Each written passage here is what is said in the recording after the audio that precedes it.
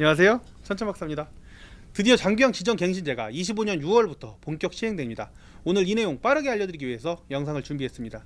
이미 저희 국회에서는 작년부터 25년 재지정 심사 핵심 포인트를 영상으로 다뤄드렸는데요. 막상 실시 시점이 눈앞으로 다가오니까 걱정되시죠? 그리고 궁금해하시는 분들도 굉장히 많아져서 한 번 더 정리해드리려고 합니다. 지정갱신제 어떤 제도일까요? 지정갱신제는 장기형 기관의 서비스 질 관리와 운영 역량 강화를 위해서 도입된 제도입니다. 25년 6월부터는 19년 12월 이전에 지정받은 모든 기관들 모두 다 재지정 심사 받으셔야 됩니다. 이 기관의 수가 무려 17,000여 곳, 방문요양, 주간보호, 요양원, 복지연구 모두 포함됩니다.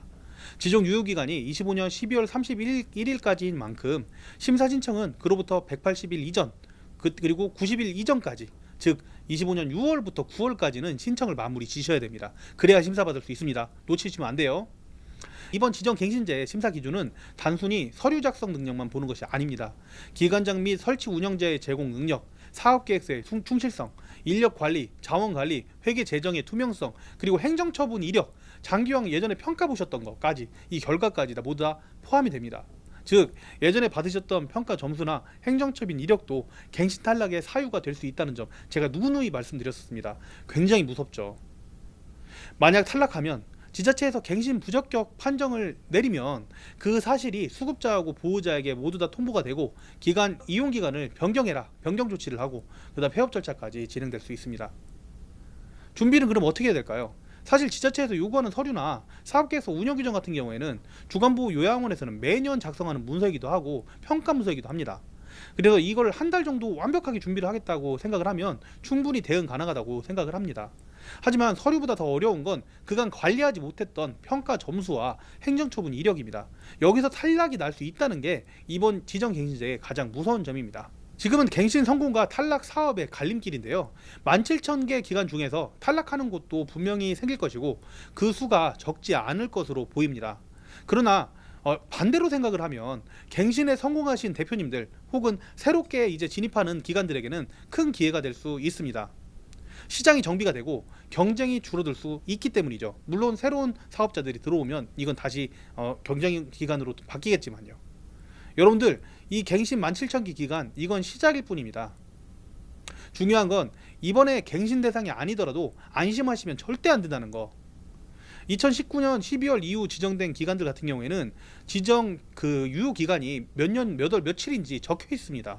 그래서 향후에 순차적으로 재지정 대상이 주고 적어도 180일 이전부터 지정심사 신청을 하셔서 재지정심사를 어차피 받으셔야 돼요. 순차적으로 전체 기관들이 재지정을 받는다는 거죠. 그럼 준비는 어떻게 해야 될까요? 서류는 제가 봤을 때 이미 사업을 여러 해 하셨기 때문에 노력하면 충분히 가능합니다.